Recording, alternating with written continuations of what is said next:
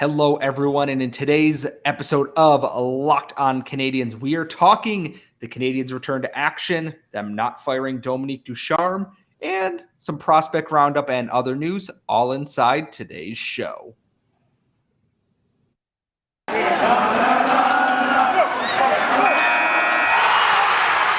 You're Locked On Canadiens, your daily podcast on the Montreal Canadiens. Part of the Locked On Podcast Network, your team every day.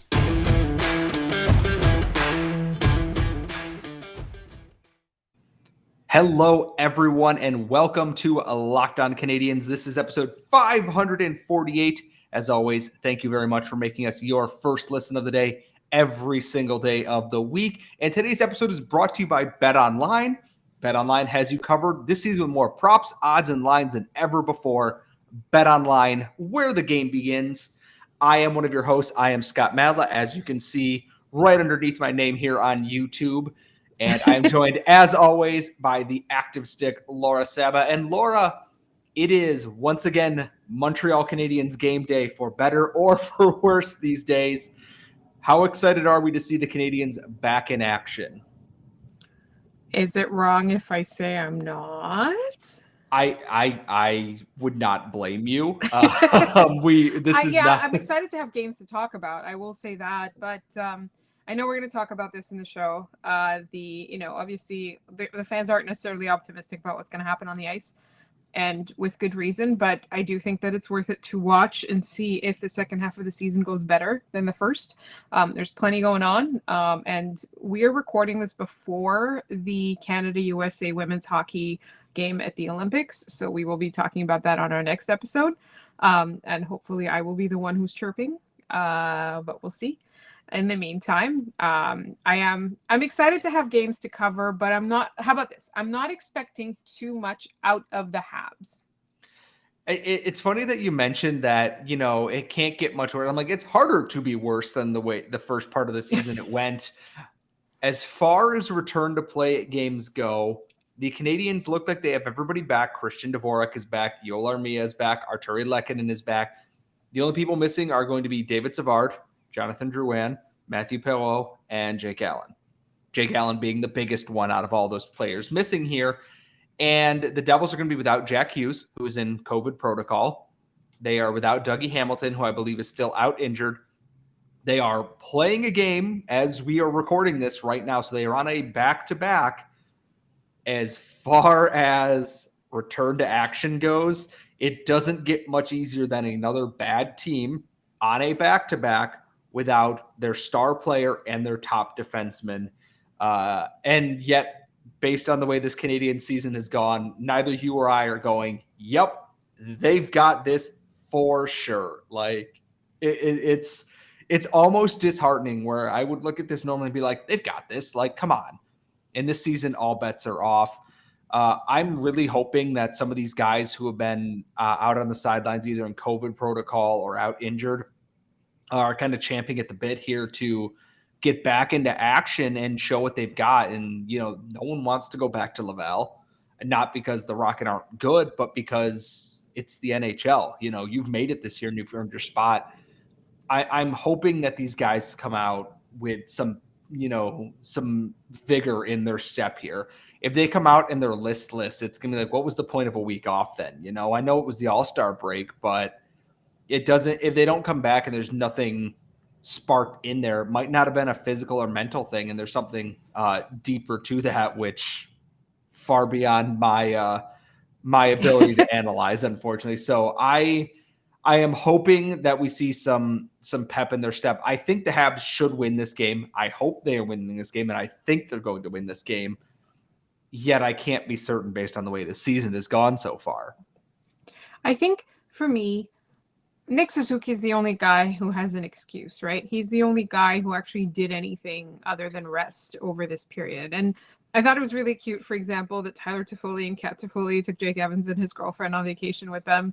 I love that. And that Jeff Petrie was I believe in Florida with his family. They got some sun, they got some rest. And personally, when I went away for 3 weeks and abandoned you, Scott, I felt great when I got back.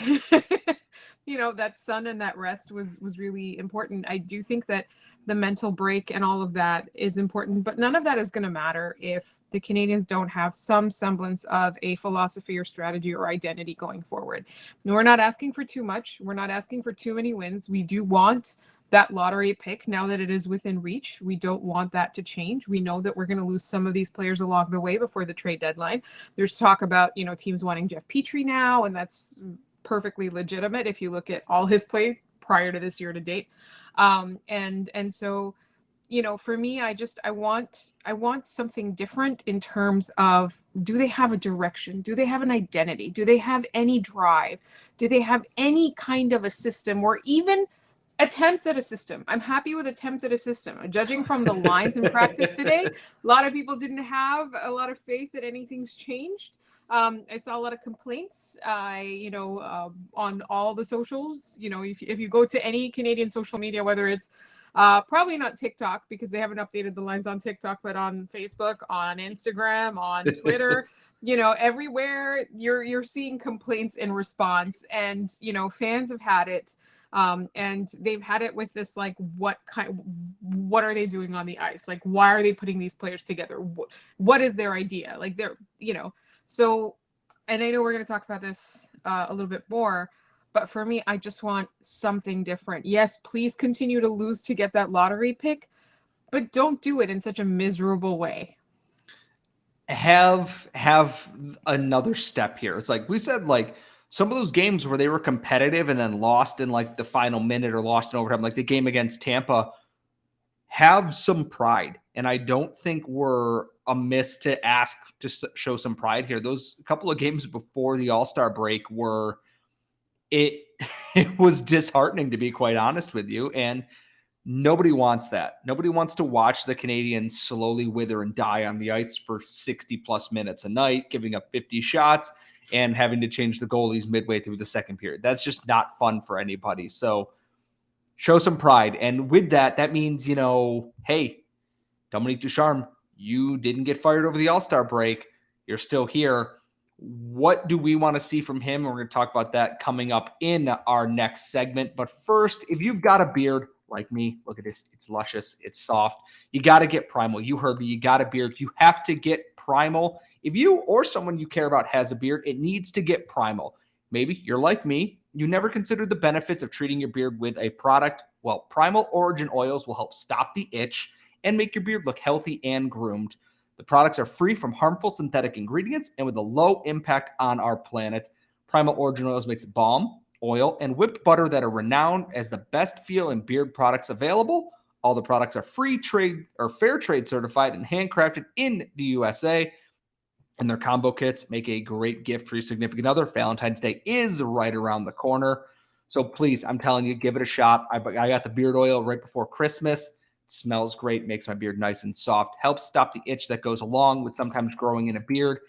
And we know that every company claims to have the best, but Primal Origin Oils challenges you to compare their ingredients and the feel in your beard to the other products you've used, and we promise you will see and feel the difference. So remember to use the code LOCKEDON to get 20% off at primaloriginoils.com. That's locked on, all caps, at checkout for 20% off. And as always, thank you for making Locked On Canadiens your first listen of the day every single day. And make sure you're checking out the Olympic Hockey Daily presented by Locked On NHL. It's a bonus content or podcast covering all the action in Beijing. You can find it at the Locked On NHL podcast feed, and it is free and available on all podcasting platforms. So, Laura, we both thought they were going to fire Dominique Ducharme, and then it seemed less likely. And then it seemed less likely, and then it seemed less likely. And I woke up on Friday and they said they weren't going to. Yeah, well, they weren't going to trade PK Subban either, so there is that. And then I kind of woke up on Friday and went, maybe they're not actually going to do this. And I got my hopes up for nothing. Like that time I wanted a Nintendo 64 for Christmas, and I got socks. Like, listen, socks are a great Christmas gift, okay? I realize that now at 31 years old, I love having socks. Like, I love having fuzzy socks and slippers. And I regret all the times that I was disappointed in that as a child. But right now, They didn't fire Dominique Ducharme. He has the vote of confidence. He's not going anywhere unless something absolutely more catastrophic happens, because this season is already a catastrophe and a half. He's got to show something. He is, and I don't say this as hyperbole, he's literally coaching for his future in the Canadiens organization. If he isn't going to fix anything or change anything or make a system make sense, I don't understand what we're doing here. And at this point, I get that maybe in the offseason you get a full chance to do an actual thorough coaching search. But at a certain point, losing becomes toxic, and that's unacceptable, because then everyone gets miserable and no one wants to be there, and it's gross and everyone hates it. But also tanking. It's such a, I'm trying to think, tenuous situation. But at the same time, I look at this and go, I really hope they don't regret this, honestly. I think they probably will. I do think that. But Jeff Gorton said there would be no coach firings, and I had no reason to believe that he was lying at that time. We all had hopes because we thought, all right, he just hasn't seen how bad the situation is in Montreal. But it did seem very much like they were intent on keeping him on till the end of the season. And for me, like, I don't see this as a vote of confidence, like you're saying it's a vote of confidence. I don't at all. I don't think they have any confidence in him. But prior to the break, to the week off, Kent Hughes did the media rounds, and he did say that he was going to spend some of these days talking to Dominique Ducharme and trying to find out what his coaching philosophy is, and try and look towards the future. And he said a lot about development and things like that. Like, he has the same concerns that we all do, and that this season is ruining the development of some of the young players that are expected to be the core. I don't think that there's anything wrong with that. I don't think that we're wrong at all. I think everybody's concerned about that. And he seemed like the general manager seemed to share that concern. What I was surprised about is that they haven't brought in a consultant like a lot of us thought they might, where they're not firing the coach, but they're bringing in somebody whose advice they want him to take. That to me was the big thing. And I also wonder, because right now, as of this moment, before we started recording, I looked for confirmation that those conversations between Kent Hughes and Dominique Ducharme had happened. I could not find any.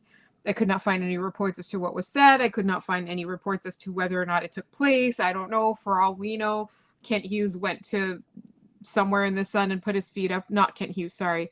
Dominique Ducharme. We know Kent Hughes was entertaining offers on the phones, but for all we know, that conversation didn't happen at all. But to me, the bottom line is that I'm not expecting a whole lot better. I do want better, but I don't think that there's anything wrong with Kent Hughes saying, not just you're coaching for your future in the Canadiens organization, you're coaching for your future in the NHL. Now, you've proven that you can win at lower levels, but in the NHL so far, you've turned out one of the worst seasons in history for a hockey team, for an NHL team, not just one team, for all the teams. This is one of the worst seasons in history, right? So that's unacceptable. And that's going to be something where your legacy is going to be a giant failure, especially if Gorton and Hughes can do a quick turnaround on a rebuild in a couple of years. I'm not saying next year. I'm saying, a couple of years. They're talking about not tearing the whole thing down, but trying to build something for a few years from now. If a few years from now, the Canadiens are a perennial contender, like, that makes it even worse. That makes it look even worse. Especially if they don't get rid of too many of these players. If the core stays the way it is and the team gets much better, then, I mean, come on, it's definitely the writing's on the wall. And you're not just coaching for your future in the organization. Not just that, the other coaches too, right? Like, they've got assistant coaches, they've got somebody running the power play, they've got somebody running the defense, and all of those people are also coaching for their careers. And after such goodwill, after that long playoff run, for it to be completely, to go up in flames, hey, Julian, in such a short amount of time, like, they must have the pride, they must have the concern of the effect that this is having on them. So at some point, a conversation needs to happen with each and every one of them. And I don't know, and I don't really necessarily need to know exactly what gets said. as long as something does get said. And it's entirely possible that something gets said, it goes in one ear, out the other, the conversation doesn't go well, and you get the same thing that we've seen on the ice since the beginning of the season. Like, that's to me the worst case scenario. But if there's a possibility that there's some sort of direction, then that's a positive. Then you know what, like you kind of have a chance at rebuilding your NHL career. But you've seen a lot of coaches that are up and coming in like lower leagues or in international hockey or something. They get put in the NHL head coaching position and they don't succeed. But I haven't seen one where it goes this badly. And that's the thing. You've seen disappointing results. You haven't seen this bad. The funny part is that we talk about coaching for his NHL career, and then my thought is, Peter Chiarelli just literally interviewed for a GM job after nuking the Edmonton Oilers for 3-4 years, that it feels like there is no bottom to how bad someone can be before it doesn't allow them to be employable anymore. So I just want to know what this system is. Like, we're talking about how Kent Hughes was supposed to talk to him and figure out what his plan is and what his systems are. And we've been watching for a year and a half now. And I could excuse it last year where he kind of came in midseason and it was doing his best. And then the playoff run happened and things seemed to kind of click into place. And then this year, and we just don't know, it's poof, up in smoke. We've talked about it before. If you are Dominique Ducharme, you survived that week off. Now is the time to try anything new. And I don't mean Cole Caulfield on the fourth line. I mean, try out new attacks, try anything interesting, because what you have been doing, and I'm going to say this bluntly, sucks. It's not good. It is circling the bowl of a very sketchy through a bathroom. That's how bad this season has been. And there hasn't been any change. The defense is covering two guys to one side and nothing's happening. The goalies are getting hung out to dry. The penalty kill isn't getting saves. Nothing is working. And at that point, you just throw it all out. You should just crumple it up and throw it out. And we will have your recap after the game against the Devils. And we will see what Dominique Ducharme learned in his week off. But in our final segment, it is time to continue our prospect roundup. We're heading to the QMJHL. It's a pretty good weekend. We do have some other small bits of Habs news to talk about, and that's coming up next. But first, BetOnline has you covered this season with more props, odds, and lines than ever before, as the Super Bowl is right around the corner. And BetOnline.net remains the best spot for all of your sports scores, podcasts, and news this season. And it's not just football, folks. BetOnline has up-to-the-minute pro and college hoops, hockey, obviously, boxing, UFC, along with live real-time updates of current games. Don't wait to take advantage of all the amazing offers available for the 2022 season. BetOnline, where the game starts. So we meant to include this in our episode yesterday, but we had a lot to talk about in our Monday episode back. And my first thought was, let's continue our prospect roundup. We had fun talking about the AHL team. We talked a little bit about the guys in the OHL. And I was completely remiss to forget that the QMJHL has started back up after a pause due to, I believe, just COVID in the province of Quebec. There were restrictions on attendance and such. And eventually they went, we got to get the season back underway. And they did so. And the good news with that is leading the QMJHL with 52 points in 29 games is Montreal Canadiens 2021 draft pick Joshua Waugh. And Scott Wheeler of The Athletic, when he did his prospect pool rankings, continues to rave about Joshua Waugh. He was one of his biggest supporters going into the draft, and Waugh has continued to grow since that draft pick. We saw him in rookie camp and in the preseason, and both Laura and I were big fans of what we saw, thought he might get a longer look. And beyond that, Xavier Simoneau is second in the league. He has 51 points in 26 games, and in ninth is Riley Kidney with 43 points in 30 games. It is a pretty good time to be a Montreal Canadiens prospect in the QMJHL, and I got to be honest, I liked Joshua Waugh. I did not ever anticipate him being the leader in points for the Sherbrooke Phoenix this year. And his point totals from last season when he played 55 games, and it ended up with, I'm going to do quick math here, 53 points in 55 games spent between Sherbrooke and St. John. And this season, he's almost matched that in half the amount of games. His plus minus has gone up. Doesn't take a lot of penalties. He is looking like a potential one of those fifth-round steals. I know Trevor Timmins is no longer here, but Timmins finds some of those late-round guys, and Joshua Waugh looks like one of them. And I think he's going to be the guy outside of whoever they draft, obviously Shane Wright or whomever in the draft this year. He's going to be the one to watch at rookie camp and through the preseason next year, I think. Yeah, exactly. I thought, when we first started talking about him and what he was doing this season, I kept thinking, right, like it's something that's worth mentioning, right? It's a cool thing.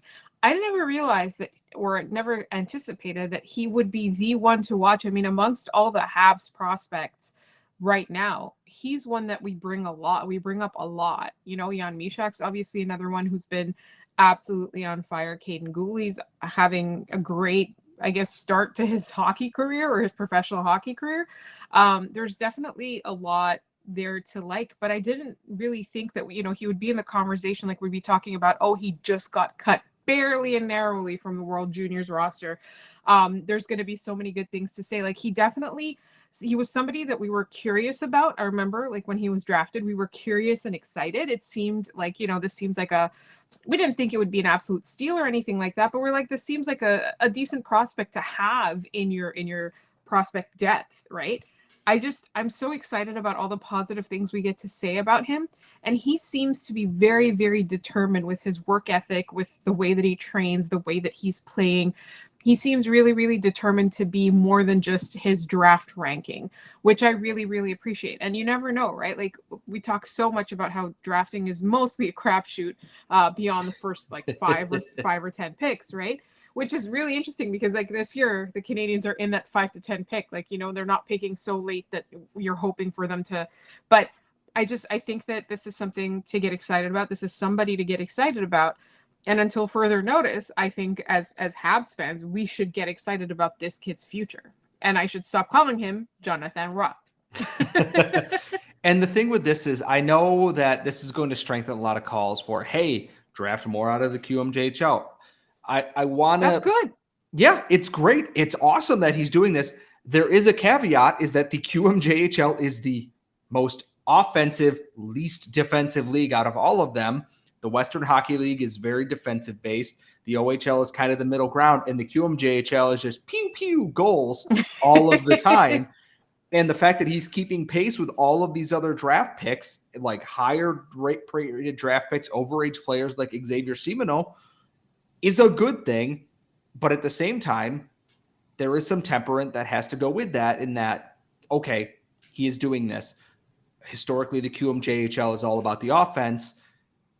Can he do this at the next level? And what doesn't give me pause is that we saw how well he played in the preseason and in the rookie tournament. And I go, he's got something to his game here. And I think also getting cut from Team Canada, being one of the last cuts despite playing well, is going to do for him like it did for Michael McNiven a few years ago, in that it lights that fire under your butt.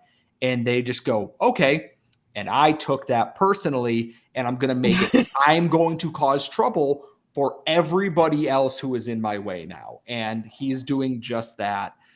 I am very excited to see what Joshua Waugh does, depending on where the Phoenix end up in the terms of the playoffs. I'm sure that Jean-Francois Houle, if after the Phoenix's season is over, would love to have someone like Joshua Waugh come in on an ATO or PTO, whichever one it is, and when their season's over. And one last little bit of Habs news I want to touch on before we left. We talked about how Jeff Petrie and the Petries were on vacation in Florida this past week. They are welcoming a fourth child to the family. So we've talked a little bit about what could be going on with Jeff Petrie this season. And obviously, Julie and the kids, I believe, went back to Michigan based on just the way things were going in Quebec, because it was easier to be closer to the family. It has to be extremely hard to be Jeff Petrie right now. He has a fourth child on the way. The wife and kids are in another country. It's been a tough season. It's the middle of winter in Quebec, which, don't get me wrong, it can be beautiful. It is also very cold, very, very cold. I think it puts a lot of perspective into what might be going on inside his head right now. And, I hope that vacation helped and that week off helped him kind of refocus and kind of regroup a little bit. So as we get more news on whatever trade interest is surrounding him and what's on the table, we will discuss that. But for right now, congratulations to Julie and Jeff and their 3 sons on their upcoming 4th child. God bless Julie for putting up with that many kids at one time. So I could not possibly imagine. I have enough trouble taking care of a cat that wants to sleep all day and a dog that is currently snoozing on the couch. So Laura, any parting thoughts? No, not really. I'm glad that there's hockey back, and I know we're the episode's gonna drop after the game, but go Canada is my last parting thought. I am very excited for the USA and Canada game. Canada played in N95s and won last night. You can wear a mask if you have to go into a Walmart for 10 minutes. That is my stance on that. As always, folks, thank you so much for listening and for making us your first listen of the day. You can follow us on Twitter at @LO_Canadiens. You can follow us here on YouTube. Please subscribe and like and watch videos and tell your friends, because if we get to 500 subscribers, Laura has to eat something gross instead of me for once, and I cannot wait for that. As always, you can follow Laura at The Active Stick. You can follow myself at Scott Matla. And when you are done checking us out, please check out Locked On Bets for all of your sports betting needs with Lee Sterling and your boy Q. They are absolutely killing it, and they are free and available wherever you find your podcasts.